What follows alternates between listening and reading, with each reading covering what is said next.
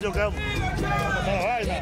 јужно од границата, Оливер Стоун го представува Хуго Чавез како лидер кој се издигнал од сиромашните редови до демократски избран председател на Венецуела. Чавез тука е харизматична и сакана личност, кој се спротивставил на американскиот интервенционизам, создал силна економија и триумфирал во, како што тврди Стоун, пучот поддржан од САД во 2002 година.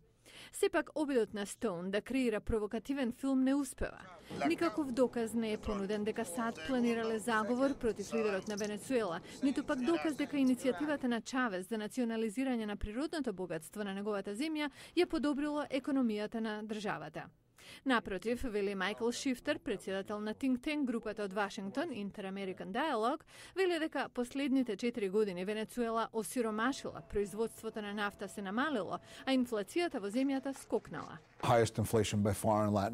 Ова е највисока инфлација во Латинска Америка досега. Годинава може да биде преку 40%, лани беше 30%. Најмногу ги погаѓа сиромашните. Статистиката за криминал е вознемирувачка, но во Венецуела тоа не се објавува јавно. Стоун не зборува за социоекономските прашања на Венецуела. Останува фокусиран на американските медиуми, во кои Чавез е диктатор и демагог. Шифтер не се согласува со тоа.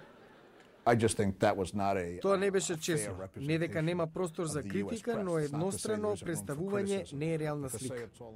Стоун е среќен со приемот на филмот во Јужна Америка. По прикажувањето, 6000 боливици, 3000 венецуелци, 2000 египјани аплаудираа. Беше прекрасно. Ова не е само филм, ова е движење. Северна Америка сака да ги дестабилизира овие земји.